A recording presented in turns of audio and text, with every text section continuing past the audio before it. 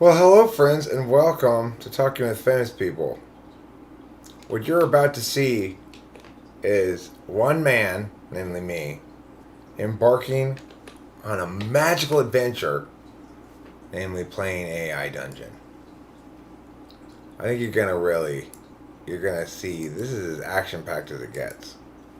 I'm gonna play here in the world of Kedar. I've got my character name is Thwofup, which is how you pronounce TWFP. I'm a male human. Let's see. Do I want to be a trapper? That's a track and trap monsters character. A bard, entertainers and storytellers. A warden, trained to fight in tandem with a dragon or a giant. A ranger. Rangers are the scouts and archers. They're skilled in archery and tracking. A mage. Mages have learned to control some of the magic that flows through Kedar. Control the elements to fight the demons and beasts. A paladin. It gives you the soldiers of the human army. Trained from birth, they are the best equipped and best trained soldiers of the human armies. Their faith in God gives them the strength to face even the most powerful monsters and demons. Sorcerer. Sorcerers have been the most powerful of the monsters of Kedar. Their powers flow from the ruinous energy that causes Kedar to be such a dark and dangerous place. They are masters of the elements and the demons that inhabit the world. I see. I kind of want to be a bard. The bards are the entertainers and storytellers. It seems more consistent with my nature, perhaps, than something else. Yes, you do exist in the live stream. No. Alright, I'll start here in Kedar. Sure, why not? It's ruled by an emperor trying to gather resources for an army to go defeat the forces of darkness. He made pacts with powers in the world of Kedar. His vast supply of foot soldiers, as well as a highly trained flying cavalry. Or, I could start in Kinsi, a human kingdom that managed to fight back. The Kinsi force managed to push back the dark creatures with the cost of many lives. It's slowly rebuilding, but it'll take many years for it to be complete again.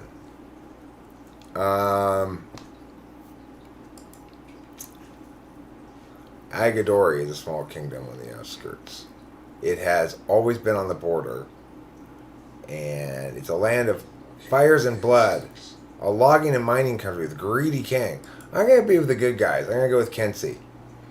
And I think that means I'm going to be a bard.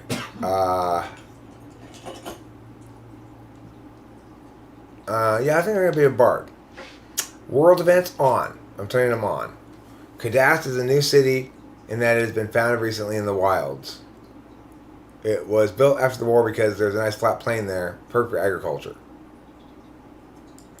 Or, this is the Kingdom of Kent. This is a city. I'll be there. I'll go to Faycrest. Yeah. Well, I don't know. Let me see what Alsac is. Alsac is a Kingdom of Kent. Is a city built in the shadow of Dark Mountain. Several large battlements. Not long ago, rumors began spreading. Okay, I'm going to go with Faycrest. Alright, here we go. Let's see what kind of excitement in store for us today.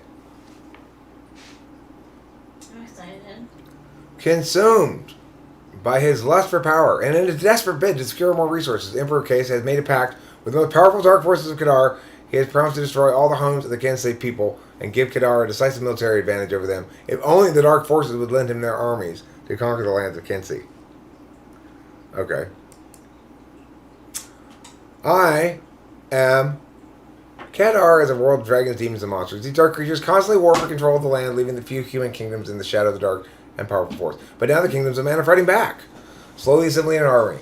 I am Thwofup, a male human bard in Faycrest, their capital city of Kent.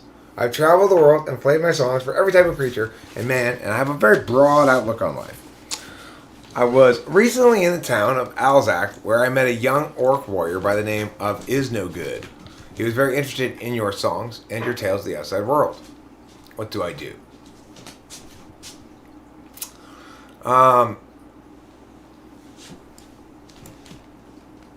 What do I do? What happens next? I pack up my things and travel back to Alzac.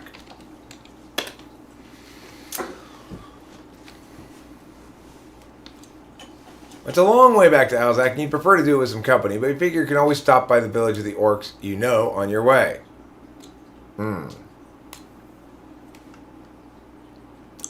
Reconsidering, I remain in the capital city and seek long-term lodging there.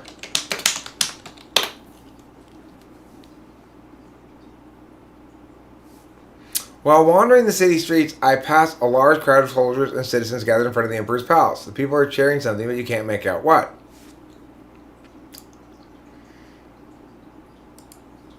I approach a member of the throng and tap him on the shoulder. When he affords me his attention, I ask, "Good sir, what manner of uproar engages you so on this fine evening?" Because that's how I talk. It's the Emperor. He just signed a pact with the evilest of the Dark Elves. He should be strung from the highest tree. I'm confused. I say, "Can you help alleviate my confusion?"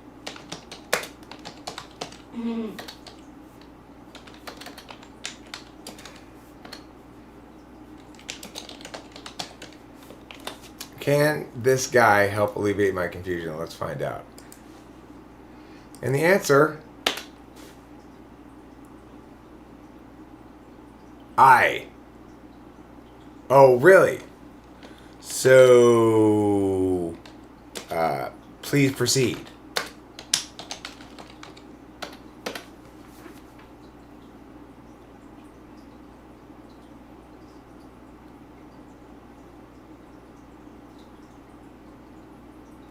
What? That's not an answer.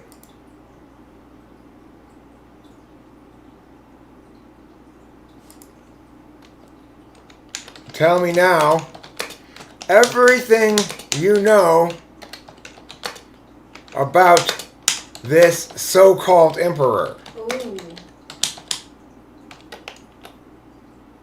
Oh, don't put quotes around it. Probably. That was good, babe. Thanks, darling. Thanks. I'm not gonna go weak here. I'm gonna.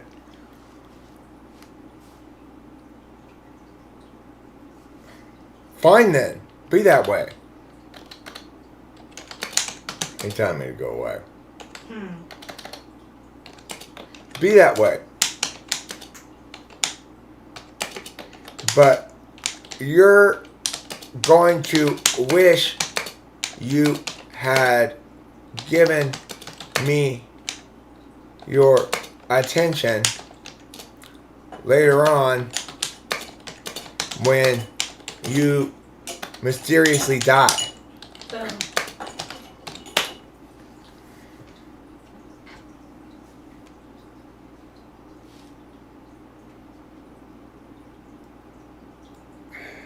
Runs off frightened by my threats.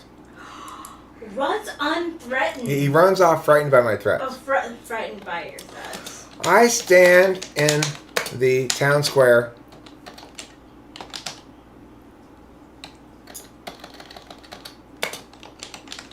and shake my head disapprovingly.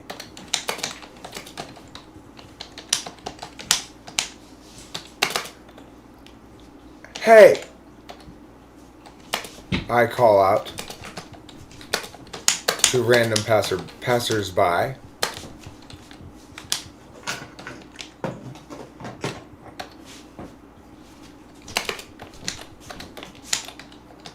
Tell me all the news. I wish to know.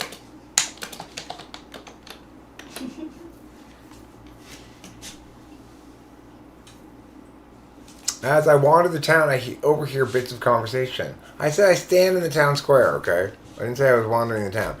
A young orcish warrior screams to a friend about how he and 3 others were nearly overwhelmed by a few homunculi in the hills. Ask the orcs about the homunculi.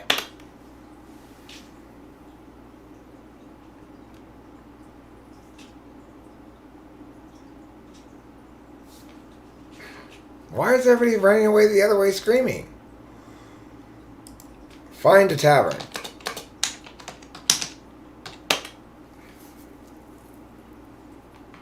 You're really thirsty after that, and you see a tavern overhead. The problem is you don't even know the place you're currently in. Ask a local the name of the tavern.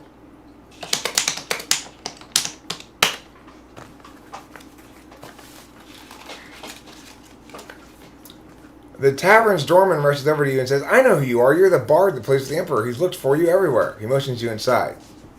I go inside. I follow the doorman.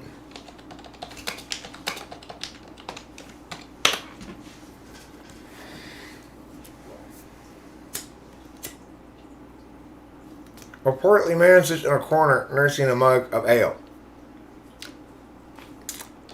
I approach the portly man.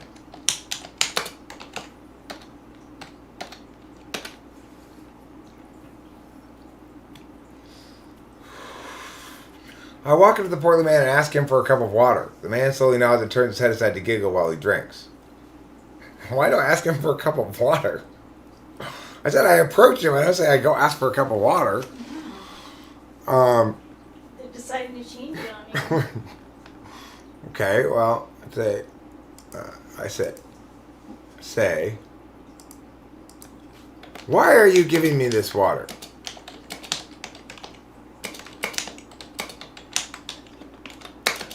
Do I look thirsty? For water? I came to this tavern for alcohol.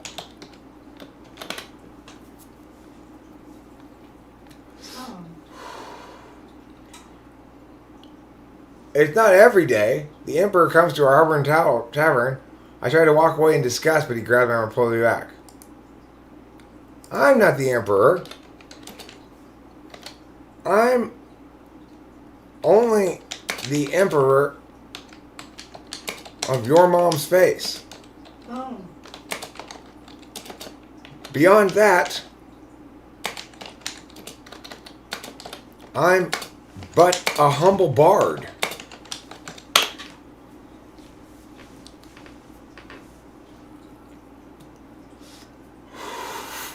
He shakes his head and he smiles sadly. No, you're more. You're the emperor of our hearts. Oh. You give us hope. He suddenly stands up and hugs me tightly. That's so nice. I lean into the hug and slowly caress his back.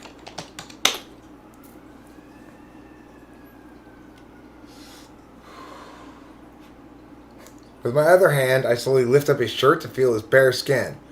It's cold. Suddenly he pulls away and grabs a knife from the table. I ask, are you dead? Maybe that's why he's cold. Is that why you're cold? Are cold like a corpse?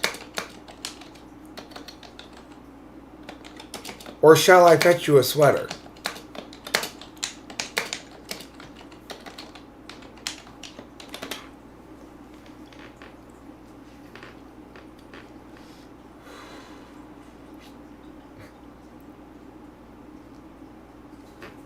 What prevents me from finding out right now?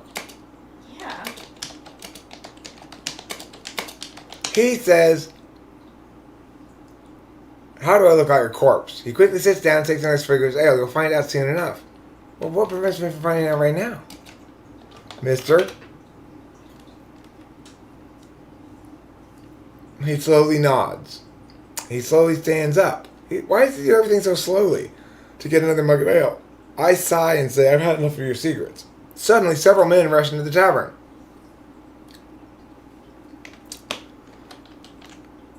Hey, hey, hey. No running allowed in here. Yous guys.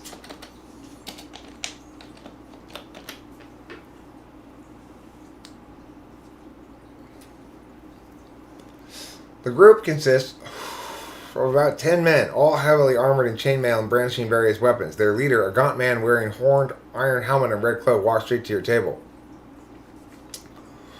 Greets.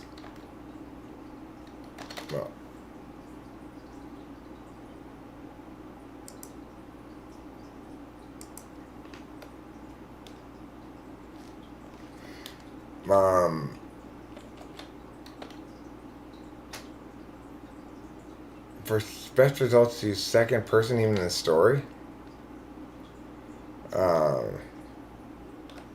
Okay. I see. Alright. You stand up and greet the man loudly, saying, "Why, Todd? Is that you? It's been years."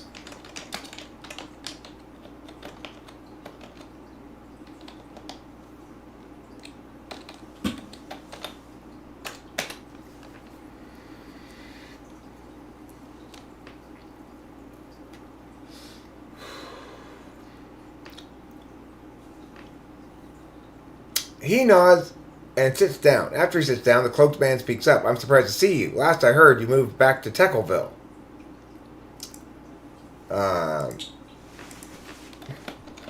Funny story about that. Turns out my business plan made me a few too many enemies. And I had to pull up tent and hurry back here to the capital in the middle of the night. Some sentence. I didn't put the quote. Really? I just heard rumors you ran off to Techville. Have you been talking to Judy again? That is a good question. You know she hates me.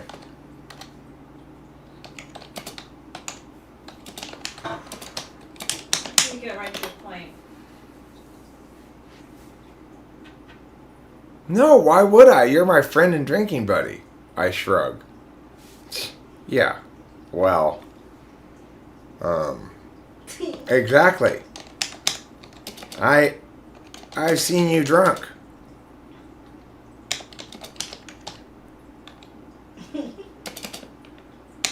You'd spill your most precious secrets to every common scullery maid.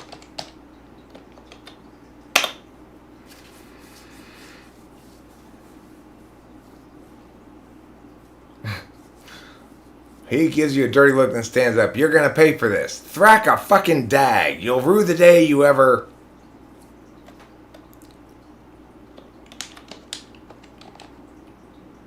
Thraka? Dag? What strange tongue possesseth possesses thee?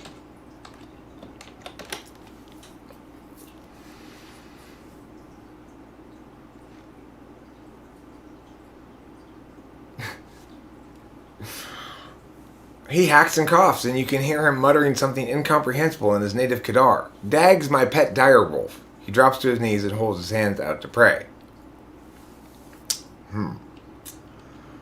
Wow. A pet direwolf, huh? Couldn't just say wolf, could ya?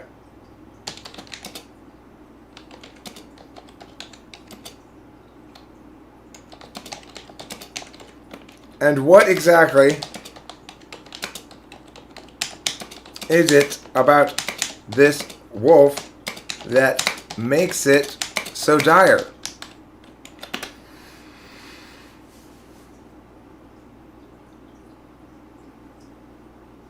He stands up and spits blood in my direction. He's the most powerful of his kind, he screams. You nod and say, yes, yes, I've heard of the direwolf before. Why is there blood in your mouth?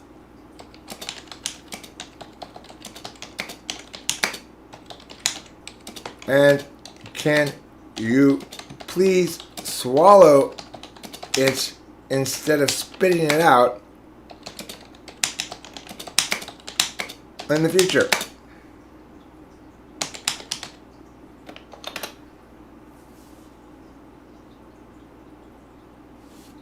Well, there's a world event. Consumed by his lust for power and in a desperate bid to secure more resources, Emperor Kais has made a pact with the most powerful dark forces of Kadar.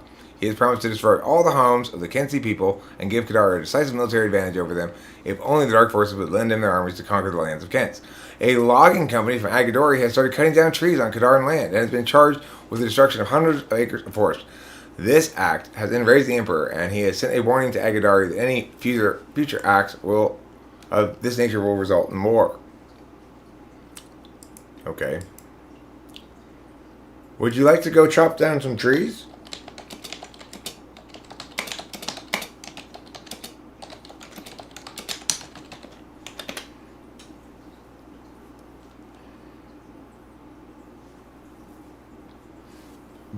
But I want a war.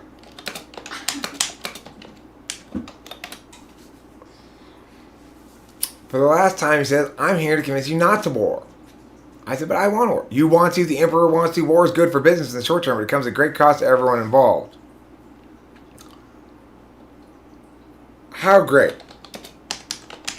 More than $5?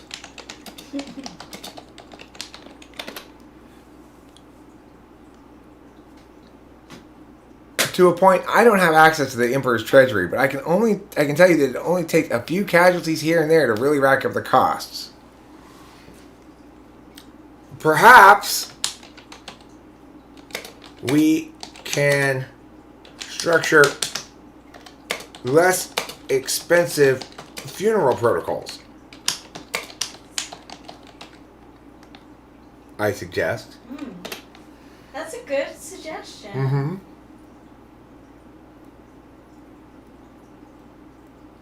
Perhaps, he says, or perhaps the dead simply shouldn't be taking up resources that could be used by those who are still living. He stands up. I'll see what I can find out. I accompany the cloaked man. I accompany the cloaked man. Good. On his pursuit of information. Or you accompany the cloaked. We make our way through the war-ravaged lands of Kuala, where many soldiers have been sent to fight. At first, the man is recognized and he's attacked by a small group of soldiers. I pull out my lute and play a bard song while the cloaked man fights.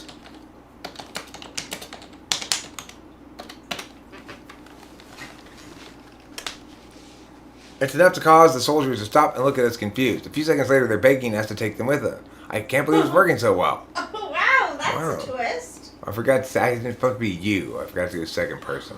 I'm going to go back to second person here.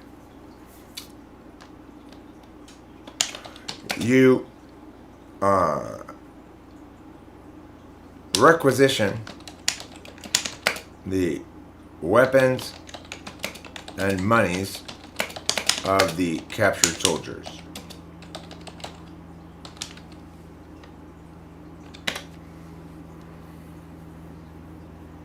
It takes time, but we're successful. As we go through the area, I ask where the logging company is in order to carry out the wrath of the Emperor myself. I guess it wants me to be I again.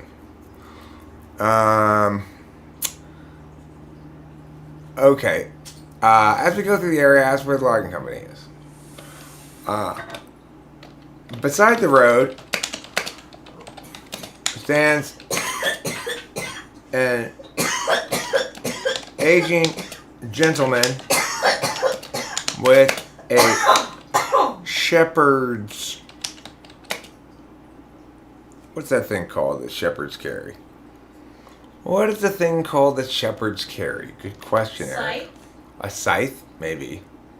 What is shepherds... Oh, now I've got the... Now I can see the live chat here. Staff. Okay, fine. Shepherd's staff.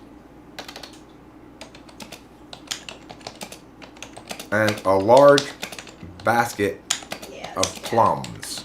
Ooh. We approach the man and ask about the logging. He pauses, then offers each of us a plum.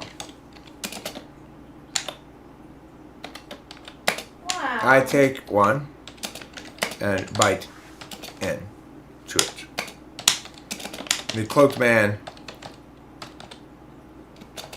defers.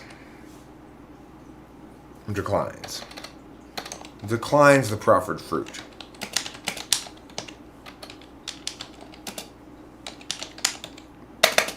Well, then how do you spell proffered?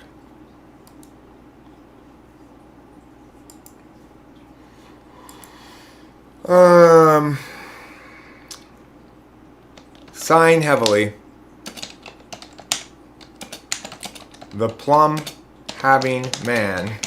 The plum bearing shepherd points north and says, "It's over there." But you aren't going to like it.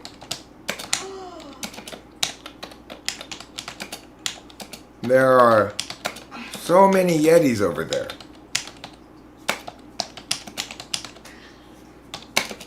And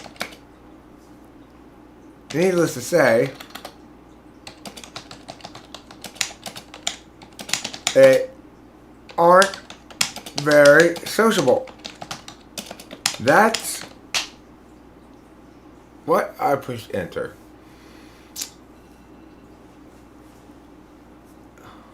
That's why it's highly discouraged to log on that side of the mountains.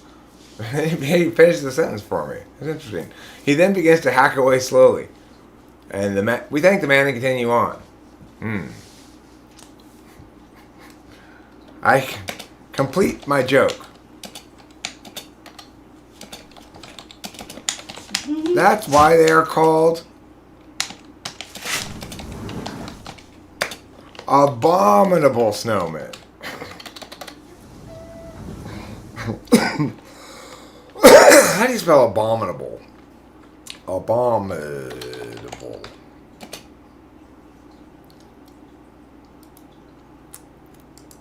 Abominable snowman.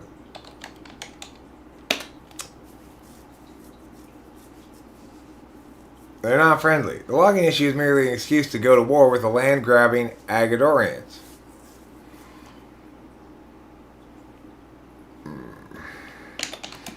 The cloaked man and I quickly capture a dozen Yetis. and then force them to set up a luxurious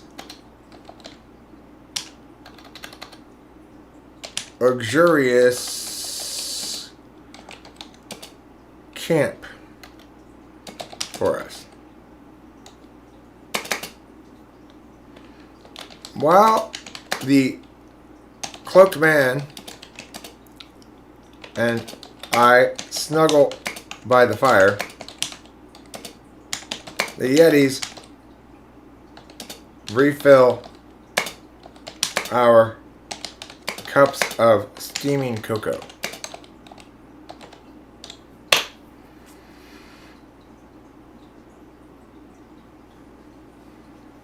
The cloaked man looks into the eyes of one of the Yetis and growls, "I will kill you for your fur."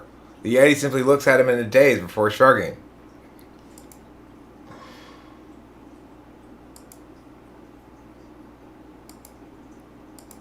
I already told you, cloaked man, that the Yetis only understand one thing: swift and merciless violence.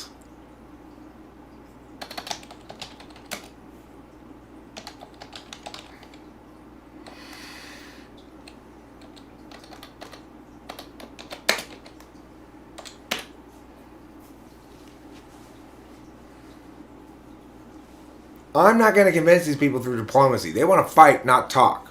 The cloaked man stands up and looks at one of the Yetis in the eyes as he pulls out his sword. You seem to be confusing,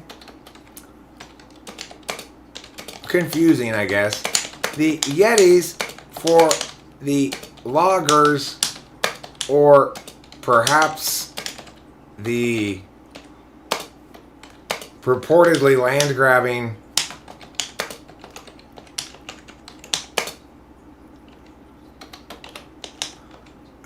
Agradorians. Really, I'm rather unclear on the political camps involved, and in particular regarding which side you were on.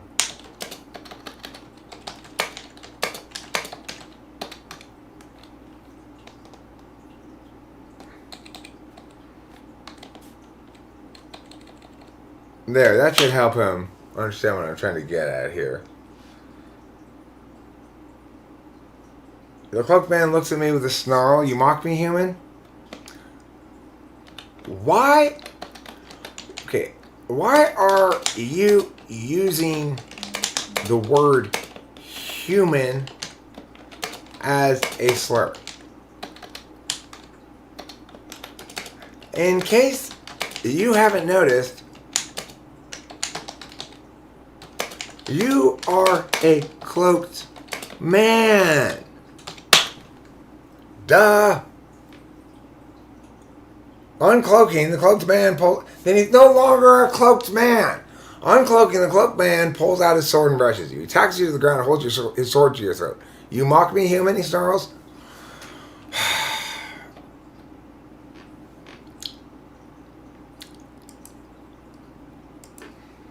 I sigh.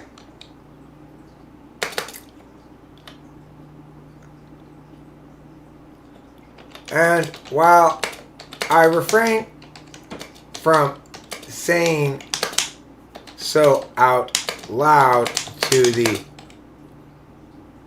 cloaked / uncloaked man, I think, wow, this reminds me of some live streams where TI Polar people, I think they are arguing with me.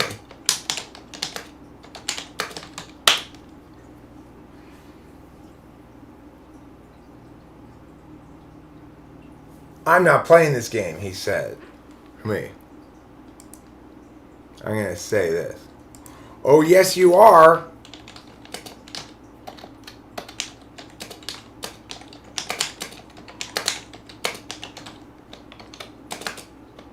And you are going to play for real and try hard.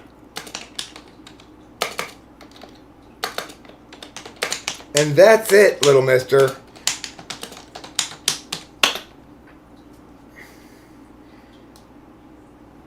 The clubsman has me over his shoulder and runs off into a snowy forest. I resist the temptation to make snow angels. Instead, you follow him at a reasonable distance.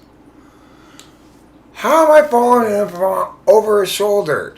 Did he put me down? Hey. Cloaked man. Cloaky. I'm just going to call you Cloaky from now on. Listen. I said a few things I didn't mean.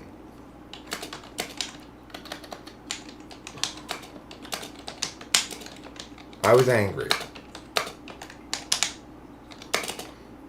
I didn't mean to insult you when I called you stupid.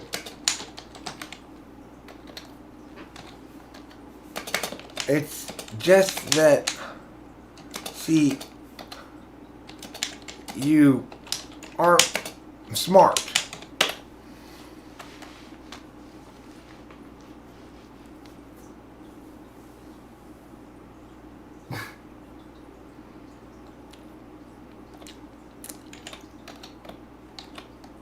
I've heard from the ladies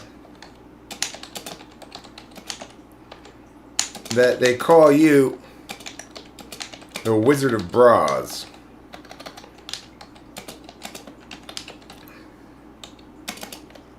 But your status as a regional Lothario is irrelevant. The real question is,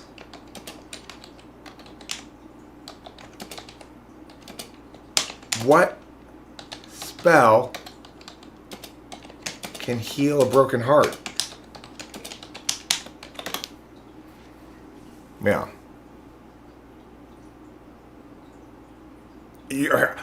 The cloak man slightly raises an eyebrow. You have a broken heart, little mister? I nod seriously. Yes, I do. And don't you dare call me little mister.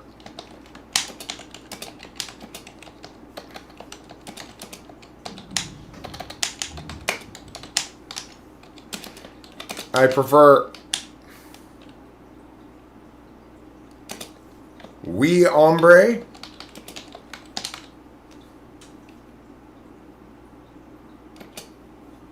or tiny man child.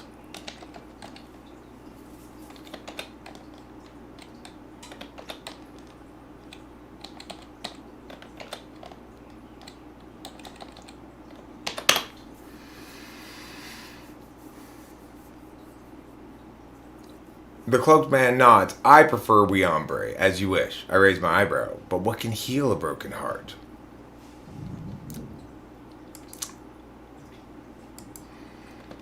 The cloaked man gestures. The cloaked man reaches into his pocket and somehow pulls from there a fully grown and voluptuous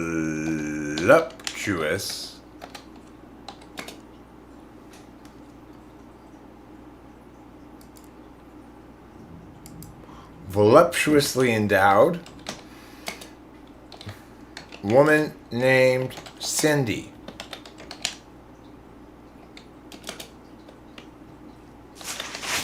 She sometimes spells it with an S.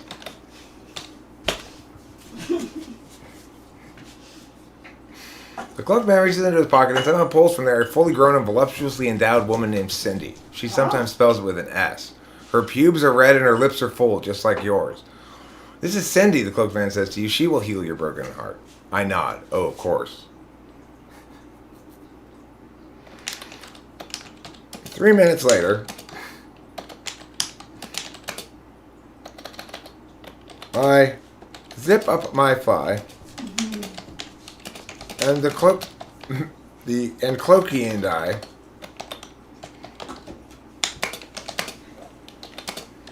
proceed to the logging area. In case you've forgotten, we're going to the logging area. Somebody's chopping down trees. I feel woozy, but Cindy is standing next to me. I turn to her. She raises an eyebrow. You feeling all right? I nod.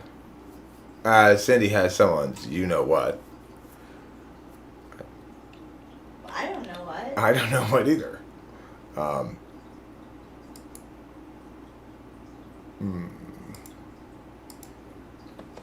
Are you still here?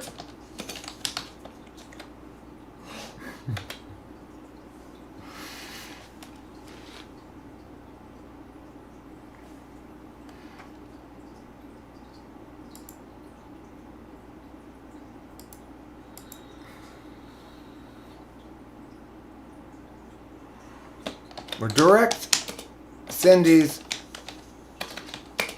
attention to the north, then run with Cloaky south as soon as she's distracted. How's my AI doing? Pretty good. While Cindy looks to the north, I make a run for it with Cloaky at your heels. I whirl around, running back to Cindy, but I'm too late. You've already escaped. What's it? It's very confusing. Who's the you and who's the I? And there's a fourth person here. Determine the identity of the fourth person present.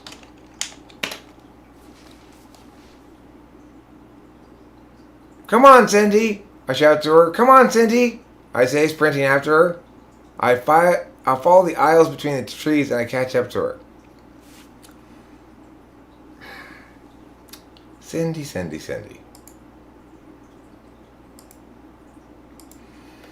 Cindy explains that the fourth person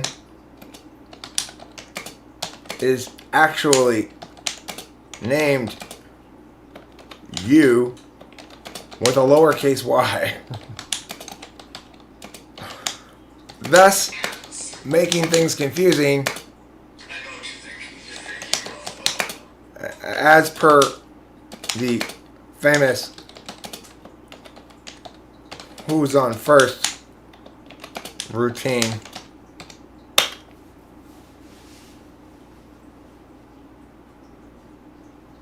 I nod. I know the routine. I said it. Oh no, Cindy did that. That's right. I follow Cindy. Wait, you follow Cindy.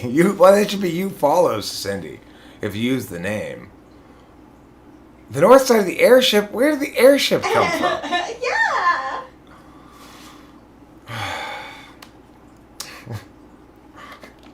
I board the airship. So, so, what? Oh, just world events. The king of Kensi has received warning the emperor is amassing troops along the borders of Kensi and has gone on the alert. Concerned about his country's safety, he has deployed the army to defend Kensi from any who seek to do it harm. Can you somehow, entwine the trend of celebrities getting naked after they vote? Sure, is that a trend? It's a trend. To be like, I voted and I'm naked. Okay, so we make our way to Cindy's office. She sits down and says, "For what purpose?" "What?" you ask. "You know you're in the wrong here." "Why am I here exactly?" I explained to Cindy and the others, whoever they may be, that we are here to celebrity vote. To vote. I further explained that we are all celebrities, or at least famous enough to be subject to the rules of celebrities. Yes. Yes. The others appear confused, but I clarify. You see, once a person becomes famous enough, then the act of voting corresponds with an irrepressible urge to undress. Cindy, you'll be voting first today.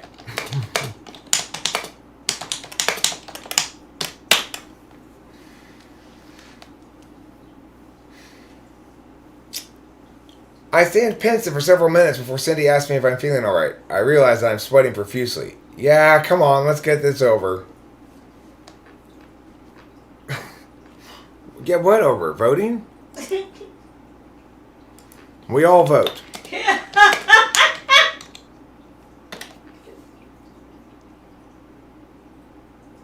When the other three finished, you began to say, "I'm in." Cindy blinks at you. "What?" "Come on, Cindy. I'm not that small. Surely you can tell that I'm in."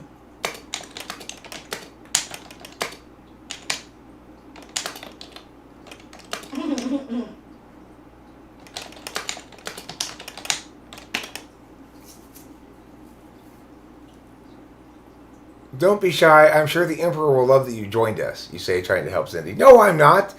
This, this AI, quote unquote, is terrible. It's absolutely terrible." It is. That's what I have to say about that AI. That was good though. We should do more of those. I'll play a different game. Yeah, I do like the idea of playing a game, but Yeah, we can try to. I need one that had some visuals, I guess. Yeah. Hi everybody. Hi everybody. Now I'm looking at the Chizat. We have broken live stream dimensions, now existing on 2 planes. Does existential crisis ensue? Possibly. Random, I'm having a hard time typing my friend who has a supernatural ability to quickly locate lost items you've never seen before, even in other people's houses. It's free. I have a talent.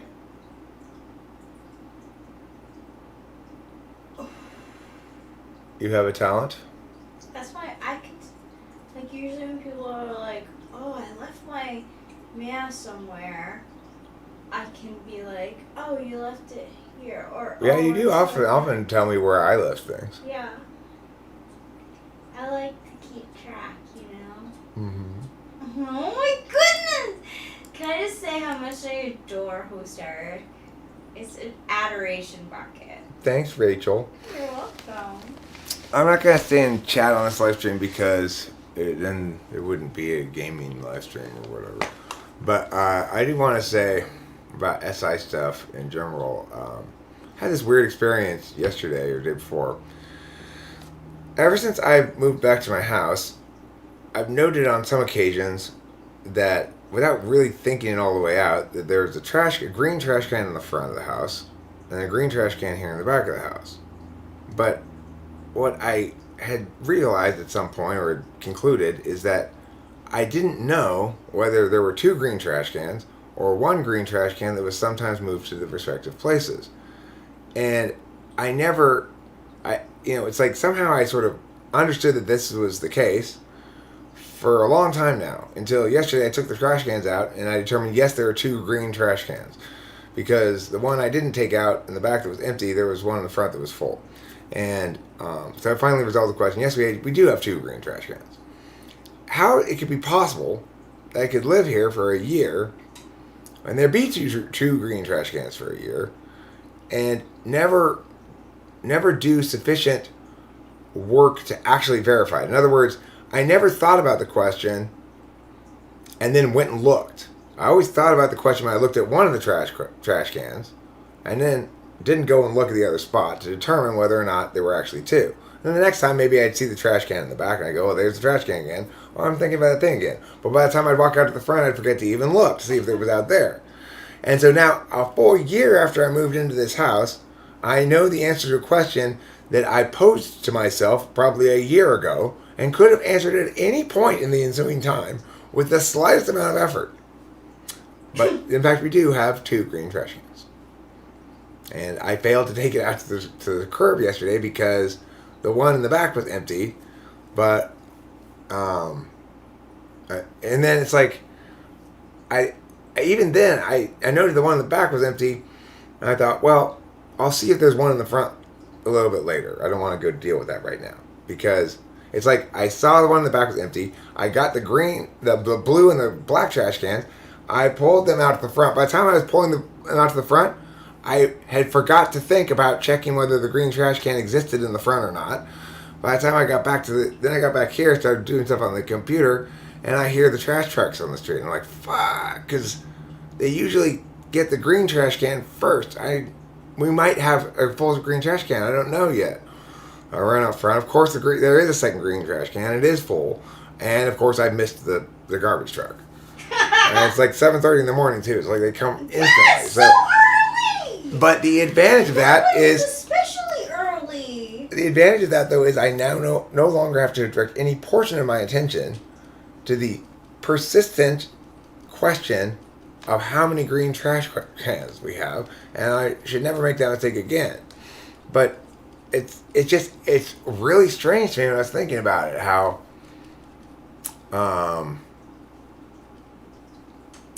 weird it is. Anyway, thanks for being here, everybody. I'm going to end the stream now and talk to you later.